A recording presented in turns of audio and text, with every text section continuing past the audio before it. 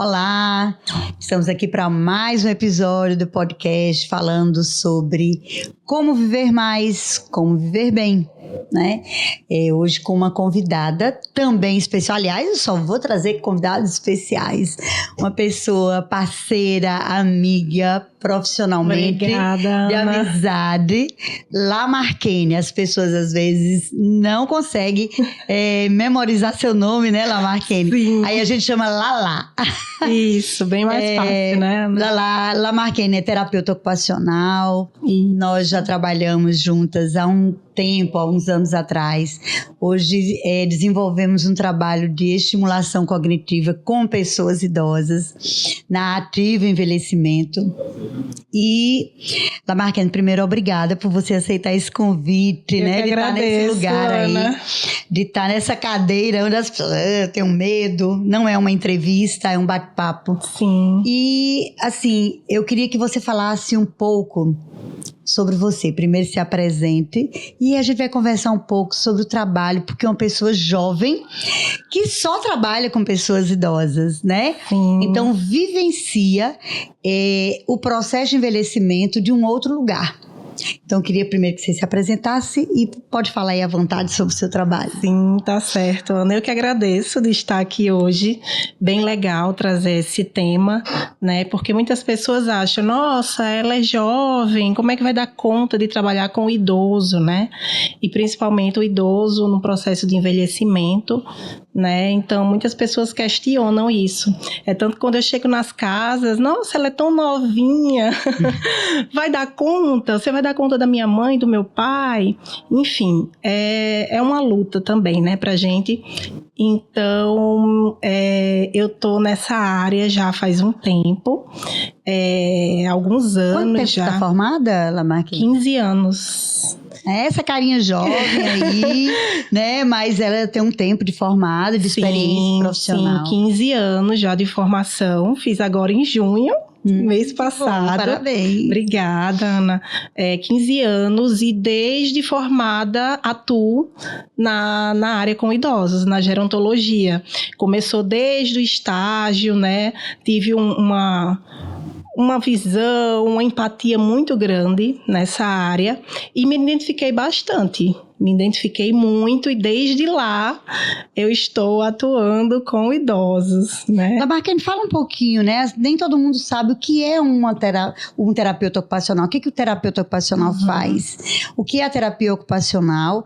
Eu sei, eu conheci você no curso ainda, né? Eu trabalhava num determinado local onde vocês faziam estágio. E havia o curso aqui em Natal que hoje não existe mais. A gente diz que terapeuta ocupacional hoje é uma joia rara aqui em Natal, pelo menos, porque a gente fica catando assim, pessoas para encaminhar pacientes. É uma área que cresceu muito. Mas fala para as pessoas o que é que faz um terapeuta ocupacional, né? Assim, principalmente nessa área do envelhecimento. Então, muitas pessoas desconhecem mesmo, né, o que é o terapeuta ocupacional, o que é que nós fazemos, e é um trabalho muito importante, né, está crescendo cada vez mais, a demanda está muito grande aqui na nossa cidade, né, não existem profissionais, né, o suficiente para a demanda, principalmente depois da pandemia, né, muitas pessoas necessitando de atendimento, principalmente domiciliar, né, hoje a maioria das solicitações são para atendimentos domiciliares, né? Reabilitação em casa. Então, muitas pessoas desconhecem, mas é uma profissão linda, eu sou suspeita a falar, né? Nós trabalhamos com funcionalidade e reabilitação, né? De pessoas com alguns distúrbios, né? Algumas doenças, e nós trabalhamos com a capacitação, né?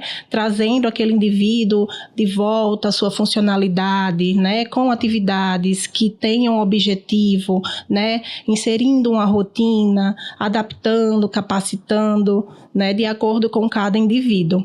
Então, basicamente é isso. E como eu atuo a domicílio, né, eu entro mais a fundo, até mesmo na questão familiar, né, sobre essa questão, né, da terapia ocupacional. Então, a atividade, ela vai envolver um ambiente, ela vai envolver uma família, ela vai envolver uma rotina. Então, para cada paciente, um objetivo diferente. Mas... Pois é importante até que as pessoas compreendam assim, o que é essa funcionalidade, né, gente? À medida que há um adoecimento, seja ele no processo de envelhecimento ou não, alguns transtornos mentais não acontecem no envelhecimento, algumas patologias acontecem na infância, alguns transtornos neurológicos, né, do desenvolvimento podem acontecer, e é onde o terapeuta ocupacional entra, né, trabalhando essa funcionalidade, fazendo com que esse indivíduo, esse sujeito, ele não perca o seu lugar, digamos, de autonomia e independência por causa dessa patologia. Porque uma coisa é a gente ser acometido por uma doença, né, Lamarckine? Uma patologia a gente não tem como evitar. Doença pode acometer qualquer pessoa. Mas qual o impacto dessa doença na nossa vida, na nossa rotina? E você trabalha muito com pessoas idosas. O que mais você vê, Lamarckine? Assim, eu acho fantástico esse trabalho, quando você fala assim, a maioria dos seus pacientes que você atende são pessoas em domicílio, né? Pessoas Sim. idosas que não saem mais do domicílio, que necessitam da reabilitação funcional, que é o quê? É funcionar dentro de casa. É como eu preciso reabilitar meu cérebro a ponto de me manter, digamos assim, capaz de tomar um banho, de fazer o meu prato, de comer sozinho, de circular dentro da minha casa sozinho, ou de fazer algumas tarefas, mesmo com ajuda, mas que eu seja capaz. Uhum. E você trabalha muito no campo domicílio. Como é? Quais são as patologias que mais acometem as pessoas idosas nesse processo de envelhecimento? O que é que você mais tem atendido e como tem sido isso para você? Uhum. Então, Ana, todos os meus atendimentos, né, fora ativo, né, que nós fazemos um grupo de estimulação, são domiciliares, né, atendimentos com idosos, e a faixa etária dos meus idosos é de 90 para 98. Então, são aqueles idosos que eu acompanho há quase 10 anos. Tem idosos que eu acompanho há 11 anos, né? Então, eu vi todo o processo, né? Eu iniciei alguns tardiamente, outros no início da doença ainda. Então, deu para fazer bastante coisa. E o que a gente objetiva é a qualidade de vida, né? É estabilizar o máximo que podemos a doença em si. Então, meus pacientes, todos que eu atendo têm Alzheimer, né, a doença de Alzheimer, e o trabalho a domicílio, ele impacta também na família, né, a família nós temos que ter esse apoio, essa troca. Então, entrar num ambiente domiciliar, né, fazer o atendimento com o idoso, chama a família, participa o cuidador, então tem toda essa interação. Então, vai de acordo com cada paciente, né, nosso plano de tratamento. E torná-lo, como você falou, funcional, né? E muitas pessoas acham que estimulação cognitiva, vou ao domicílio, vou fazer reabilitação cognitiva, mas também uma estimulação cognitiva. A gente sabe que pela estimulação, né, estimulação cognitiva, ela vai habilitar áreas do cérebro que vai possibilitar você se tornar independente, funcional, enfim. Então, é todo um trabalho, né? Estimulação, reabilitação, de acordo com cada idoso. E a família ela coloca nas nossas mãos, né? Infelizmente, né? É como se fosse um porto seguro. Não, agora minha mãe e meu pai vai começar a terapia ocupacional e agora ele vai voltar a ser como antes, né? E não é assim. Eu sempre explico antes, olha, nós vamos fazer com que ele fique o mais funcional possível dentro das limitações dele, né? Mas milagre, infelizmente, né? Não podemos... Ninguém vai conseguir fazer milagres, né? É verdade, mas a gente tá lá de acordo com as possibilidades dele, a gente faz adaptação, trazendo o máximo de independência e autonomia, né, para aquele idoso. E precisamos da ajuda da família, do cuidador, né? E até de outros profissionais, né? Sim, justamente, físio, fono, né, trabalhar em conjunto. Eu troco sempre informações com fono, com físio, sobre cada paciente, né? Quando você falou que seus pacientes, né, eles têm idade entre 90, 98, eu fiquei assim, cara, é fantástico, não é isso? Não é a idade deles, não é isso.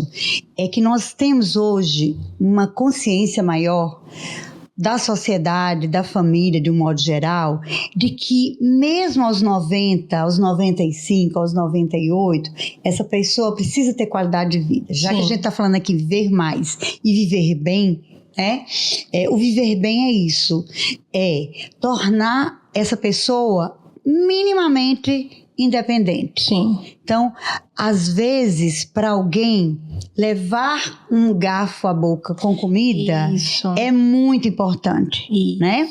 E nem todo mundo tem essa consciência de compreender que esse mínimo é o máximo para o outro, que vai fazer toda a diferença na qualidade de vida dela.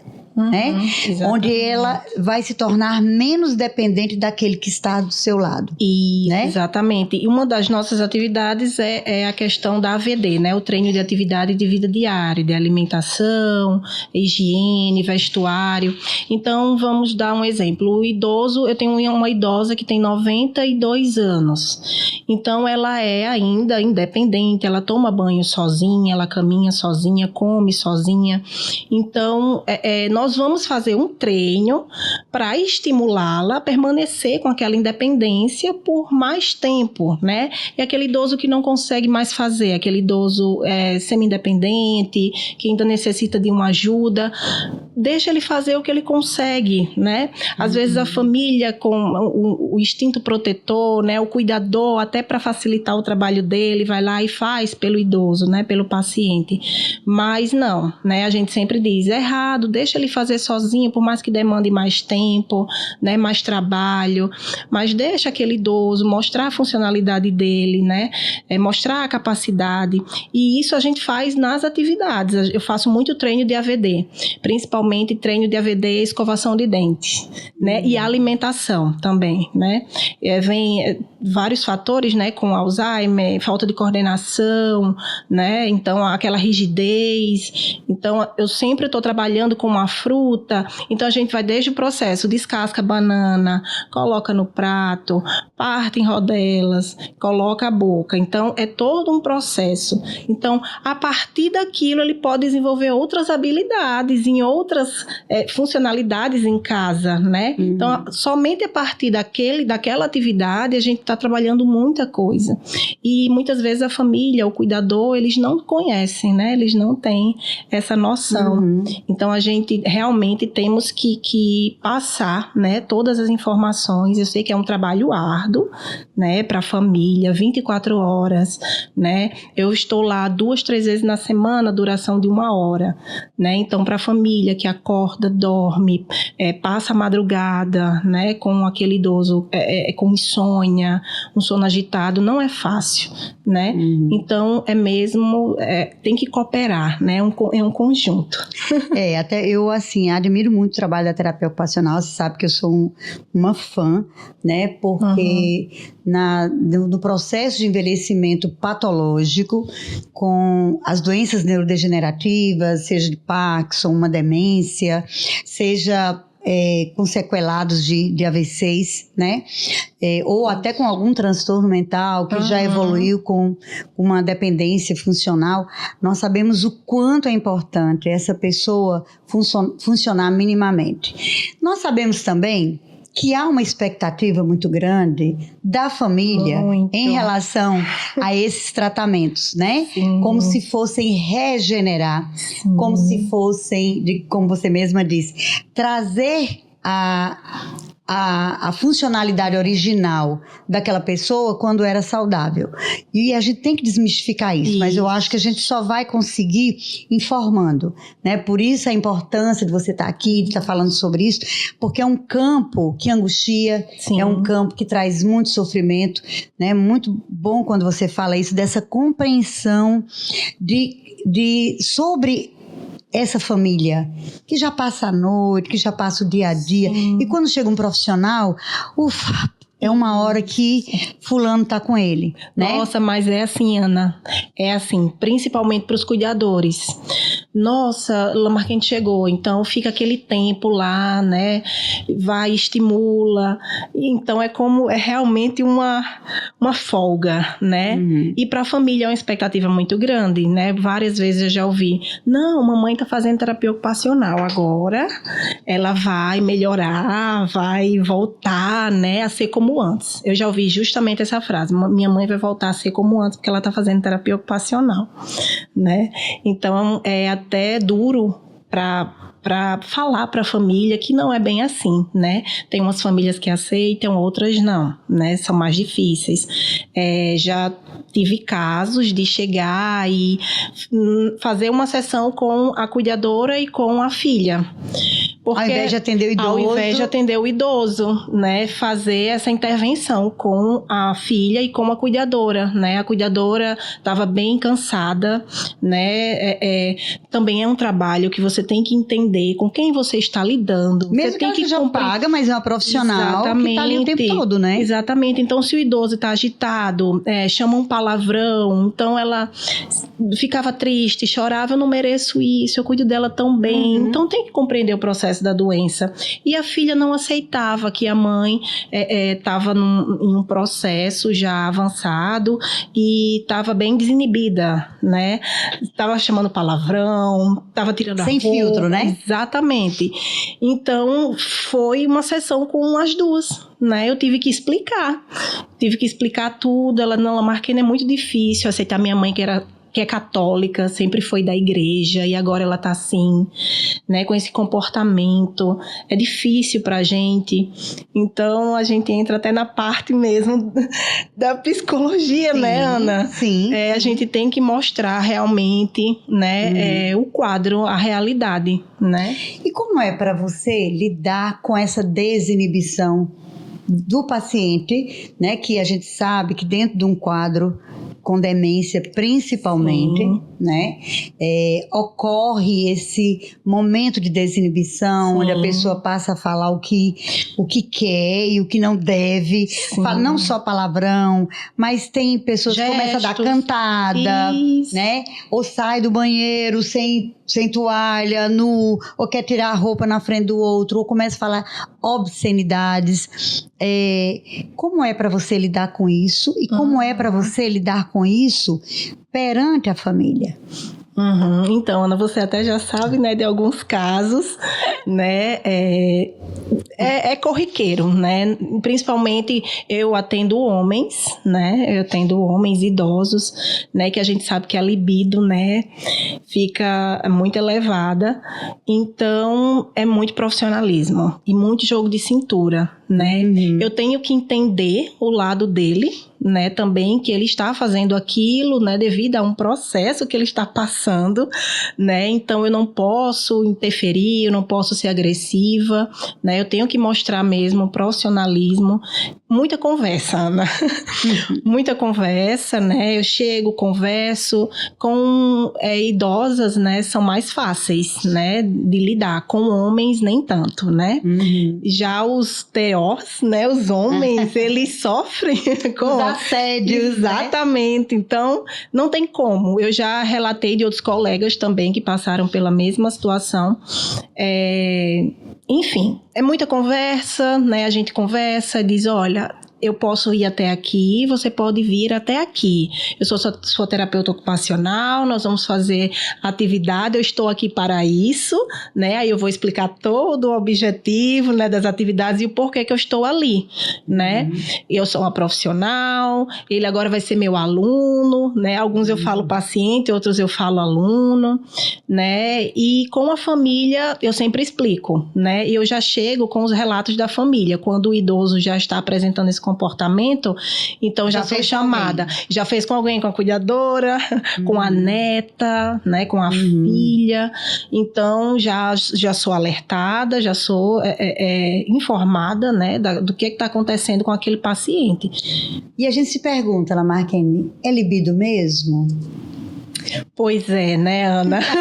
E o que é libido? É libido, é desejo. Isso, né?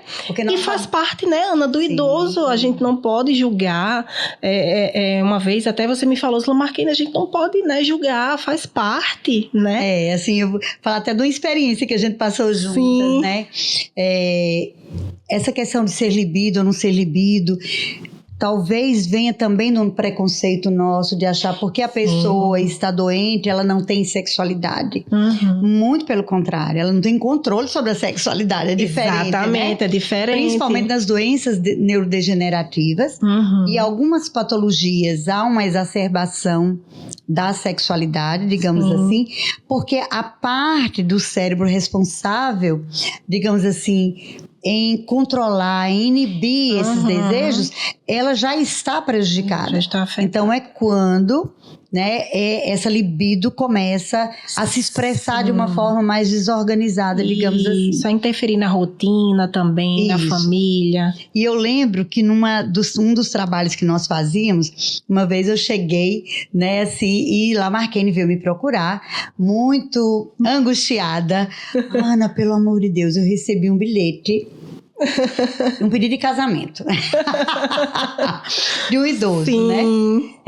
E ele, assim, apaixonado mesmo por ela, porque nós precisamos compreender o seguinte, aquilo que você falou, é um sujeito, é uma pessoa, tem não desejos. É um Alzheimer que está ali, não é um Parkinson que está ali, é uma pessoa que tem a doença, mas é um sujeito provido de desejos, de emoções, de histórias, né?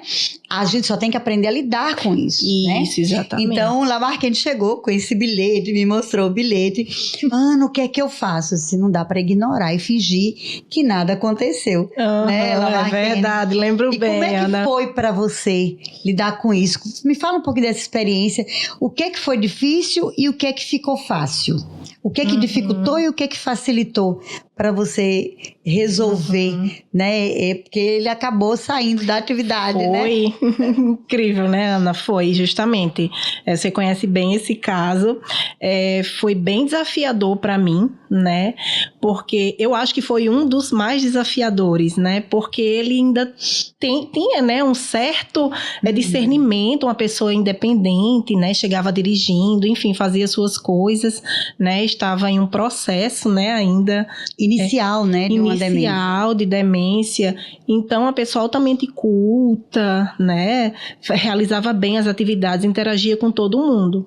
Enfim, foi bem desafiador, né, porque eu tive realmente que conversar, né, com ele, né, claro, não bater de frente, mas eu informei para você e depois fui conversar com ele, né, e expliquei, olha, eu sou sua professora, né, lá na Ativa, eu sou sua professora, eu sou sua terapeuta ocupacional, eu estou aqui com esse objetivo, com você e com toda a turma, né, não vamos passar disso, né, eu respeito você e você deve me respeitar também, vamos interagir dessa forma, né, brincando, eu sempre deixava ele bem à vontade, brincando, mas tendo esse limite, né, e ele não aceitou, né, então ele dizia, tudo bem, desculpa, pedir desculpa, mas voltava a fazer da outra vez, né, e isso foi acontecendo várias e várias vezes, envolvendo outras pessoas, né, até também. Que ele saiu, né?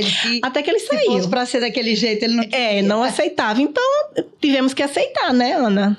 E eu acho, sabe, eu fico pensando assim, Lamarquine, que é bem interessante isso, porque, primeiro, você tratou com ele Sim. como uma pessoa. Exatamente. E não como uma pessoa doente. Isso. Claro, o nível em que ele estava na patologia permitia que você tivesse essa conversa. Sim. Mas era necessário ter em qualquer nível. Exatamente. Para ele ser, digamos assim, enxergado e ele ser tratado como alguém, um sujeito que tem o direito de expressar o seu desejo. Sim. Apenas aqui você esse seu desejo não pode ser realizado. Exatamente. Você tratou de uma forma muito adulta com ele e o colocou no lugar de compreensão. Isso. Tipo, você é capaz de compreender isso. E eu acho legal que ele teve a oportunidade de fazer a escolha. Sim. Era difícil para ele estar nesse lugar, né? Sentindo o que ele sentia, talvez realmente até uma paixão, sentindo o que ele sentia e ter que suportar isso, lhe ver toda semana e não poder ter no lugar que ele queria, ele fez a escolha de sair. Isso, né? exatamente. E a gente não pode dizer que isso está dentro de um processo de adoecimento. Talvez tenha sido o lado saudável dele. Verdade, né, Ana? Talvez tenha sido a atitude saudável dele, né? Em, digamos assim, em se preservar. Isso. Talvez se fosse uma demência aí falando mais alto, ele tivesse ficado e tivesse esquecido. Exatamente. Mas para ele era a parte saudável falando, eu não tenho como suportar desejá-la e não tê-la. Ele teve autonomia de escolha, Ele teve autonomia de escolha. Ele teve autonomia de escolha. E eu acho, eu trouxe esse exemplo para cá, né? E me surgiu assim de repente. É importante a gente poder levar isso para as pessoas, né? Para que as pessoas compreendam que por trás de qualquer pessoa que tenha ou esteja cometido com uma doença, uma patologia, há um sujeito. É um ser humano. Há um sujeito que tem desejo, que deseja, há um sujeito que tem o direito de escolha, que mesmo que não consiga tomar algumas decisões, mas ele tem o direito no mínimo de expressar. E o que a gente vê é que muitas famílias, por desconhecimento, por não dar conta disso, eu lembro que na época eu até conversei com o filho, expliquei o que estava acontecendo para não haver um mal-entendido. Eu acho que o esclarecimento é algo muito importante. Com certeza. Eu acho que trabalhar, né, com essa clareza e essa transparência, sem fazer pantinho, sem fazer o bicho, eu acho que nos dá mais tranquilidade, porque nós vamos estar sempre sujeitos, né, a estar nesse lugar, não do assédio, mas do olhar do outro sobre nós com esse viés do desejo. Exatamente. Você tocou numa questão que na época eu ainda relutei em aceitar, né? Ele ia tão bem nas atividades, eu dizia, Ana, mas ele tá tão bem, ele não pode sair. E eu ainda fiquei, né, insistindo com ele, mas como você disse, foi um direito de escolha dele. E aí você disse, Lamarckine, deixa, né? Eu não queria que ele perdesse aquele contato, aquela socialização por uma coisa, né? Mas que ele estava sentindo e eu tenho que respeitar. E para você ver, né, assim, como isso traz à tona uma série de componentes que aí dá outro episódio de podcast. É verdade. Pra gente falar, porque traz a questão do feminino, que muitas vezes se culpa pelo outro sentir desejo por ela. Né? Será que eu provoquei? Será que eu... Né? Assim, você ficou se sentindo culpada por ele ter saído. Me senti. Né? E responsável. Exatamente, foi bem desafiador para mim. Ele é um sujeito que tem um desejo, não é correspondido, não é possível realizar. E pronto, ele tem o direito de sair. E você vai lidar com isso como alguém que vai vê-lo ir para talvez até para um outro serviço, um outro profissional, mas sabendo que ali você foi profissional e você fez o que tinha que ser feito. Exatamente. Agora, para finalizar, né, nosso bate-papo, eu queria ser uma pessoa jovem que atende muitos idosos. Qual o seu olhar sobre o envelhecimento, já que você lida com pessoas idosas, na sua maioria adoecidas e muito adoecidas? Esse seu olhar fica negativo sobre o próprio envelhecimento ou isso lhe leva para um outro caminho? Então, Ana, desde que comecei, né, a atuar com os idosos, nossa, antes eu imaginava uma coisa totalmente diferente, né? O idoso, ele vai envelhecendo e vamos cuidar, vamos proteger, vamos deixar ali quietinho, né? Longe dos perigos do mundo, longe de tudo que os faça mal, né? Então, quando iniciei nessa profissão, atendendo os idosos, eu vejo que cada dia mais eu quero lutar, né? né, por esse envelhecimento saudável, um impacto muito grande, né, o que a demência traz, né, no dia a dia, para o próprio idoso, né, a gente vai vendo cada etapa, eu inicio, né, o idoso de uma forma, a gente passa pelo leve, pelo moderado, até chegar, né, uma fase mais avançada, então a gente vai vendo como impacta, né, como ele sofre, né, também, e ali como profissional, queremos ajudar, né, de todas as formas, né, intervir, fazer intervenção, claro que com um olhar de empatia também, né, tem que ter uma conexão, Ana, não tem como, né, eu atendo há mais de 10 anos o mesmo paciente, então tem que ter uma conexão, então é difícil, né, o processo de envelhecimento é difícil. Mas isso mudou o seu olhar sobre o seu envelhecimento? O que traz para você? Sim, mudou muito, muito. O que você quer para você? Ah, com certeza, né? E como você falou uma vez, a gente fazendo atividade com eles, a gente está se estimulando também para futuramente, né, estar mais apto a receber, né, esse processo, estar mais forte, mais saudável mentalmente. Então, eu atendendo e vendo dia a dia, lógico que eu quero agora, né, o máximo possível ter um envelhecimento saudável. É possível? É possível. Muito, Ana.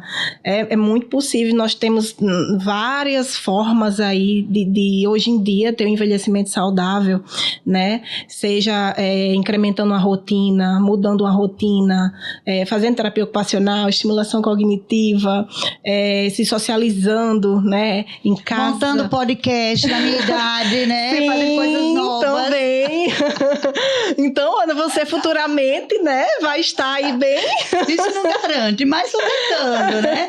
Então é uma forma novos desafios, né? Isso, exatamente. Então é uma forma de estimular o meu cérebro também, o seu, né, de todo mundo, quem está aí ativamente. Então é possível demais, sim, mudar essa visão do envelhecimento hoje em dia, né? Temos várias alternativas. Eu sou uma felizarda, eu estou assim o tempo todo convivendo com pessoas profissionais maravilhosas que trabalham com envelhecimento, com pessoas que têm esse olhar sobre o envelhecimento, me dizendo assim, se desafie, né? Isso. E o nosso campo está sempre dizendo isso, quer estimular o seu cérebro? Se desafie. Se desafie, saia da sua zona de conforto. Saia da sua zona de conforto, faça aquilo que é mais difícil para você. É verdade. Então, assim, obrigado por você se desafiar, por estar aqui, Lamarquene. Muito obrigado, muito querida. Você sabe disso, né? Uma pessoa assim, onde a gente tem uma relação de confiança muito grande. E outros momentos virão para a gente conversar mais sobre esse campo, né? Da atuação, do Alzheimer, das demências, eu acho, do envelhecimento saudável. E muito obrigada. Obrigada a você, E Ana. fica para vocês aqui a dica, né, que Lamarquene traz. É possível envelhecer de forma saudável. Então é possível envelhecer, viver mais e viver bem. Tchau, tchau.